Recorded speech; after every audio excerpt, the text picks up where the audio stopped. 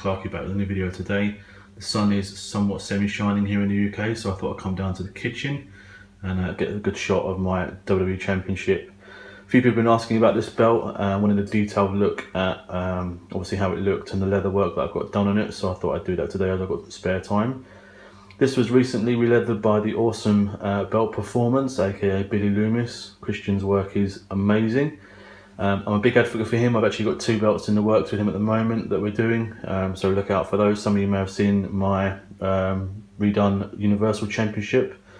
So I thought I'd do a detailed video on this belt. A few people have been asking for it and people are interested to see what it looks like.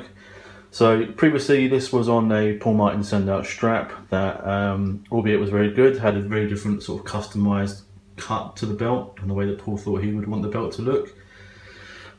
Being obviously a bit of a stickler for accuracy, I wanted more something that matched the on-screen belt, like the Orange County Customs version of the cut.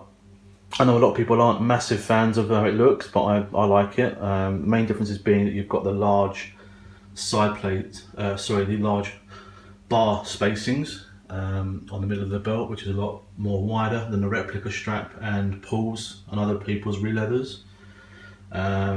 Christian's also done the very tight cut along the top. Similarly along the bottom, you can see the tapered edges where the bars are, which are very nice. I'll do some more detailed shots in a second. The inner of the W does actually have the edges tooled as well, you can see that. It's tooled in the gap in the middle as well. It's also, as I say, is styled off the current belt, which is on SmackDown. So it is very different to some of the other releathers that are done by people. I know Ray's got his own bespoke feel on how a releather should be done. Obviously Paul has his own take on how he releathers these belts. So I'll lay the belt down and we'll go through what Christian's done to make it as TV accurate as well possible. So here we are, guys, we're back again. I've laid the belt down, so we'll just go through the leather on the belt itself. As you can see, it's got the beveled tooling in the snap box to match the belt on TV. This is like a nudge type tool. We've got the WWE logo here on the just before the side plate. Now most people, as stated before, they miss this part here. Now this was just done, I think, by OCC, potentially as a preference. I know a lot of releatherers actually make this crosshatch design go all the way up, and this part here comes all the way around, so there's no gap, as it were. As I say, me being a bit of a stickler for accuracy, I wanted to include that gap because I know that's on the real belt. So I got Christian to actually bring in the camouflage tooling on the sides here and have that gap on the edge. So we've got the crosshatch tooling here, the WWE logo, which is camouflaged in. Then we come to the side plates, obviously. You've got quite a nice thick edge along, which tapers in and gets a bit closer towards the main plate here. Again, to match the OCC style of the belt, these bars spacing is very wide. On the replica it's probably about half of that, you know, it's close to that point, and the side plates would be here. It does feature an awesome set of 24 karat real gold bars by BeltAddiction. I can't fault Andy's work enough, they're amazing. If you want to hit him up, you can get nameplates, real gold tips, gold bars, all sorts of stuff. He's a very good guy, very good to communicate with. Always very prompt in what he does, and his work speaks for itself, really. I know he does do real gold tips, so maybe I'll look at getting one for this, because you can see the colour is a little bit off compared to the snaps, but it's just one of those things. Come back to this side. Again, you've got the wide spacing between the side plate and the main plate with the bar in the middle.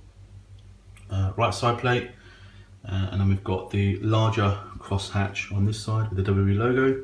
Again, we've got the space on the edge, which was again a personal preference, and then you've got the other snap box with the sort of nudge type tooling and the gold tip. It does have the close cut along the top, which I wanted, and then a little bit wide on the bottom, like the belt used on SmackDown. As you can see, it's got the beveling on the inner parts of the W, so excuse the shadows, trying to get a good view, there we go. So the camo tooling, and then the edges are tooled in. It's even got the tooling in the little gap there. So yeah, that's pretty much it. I'm working on adding a curve to the belt, which you can see. Slow and steady wins the race, so I'll get there with that eventually, but it does look a lot better. It was pretty much like a pancake when I got it. Yeah, not much more to say really. The back just features obviously a plain back, black backing. Nothing too spectacular. So this belt's pretty much done. I'm going to just add to the curve a bit more over time, just as I say, slow and steady wins the race. And I am looking to do some side plate mods to have the side plate screwed from the front, which a couple of guys are looking into for me. So that's my WWE Championship, Releathered by BeltPerformance and Restoning by the ever amazing Richard Simpson. If you guys want to see any more else on these belts, feel free to stay on my channel. Look out for a video coming this week of a brand new replica belt that has recently sold out at Fan Access and WWE Shop. Keep your eyes peeled.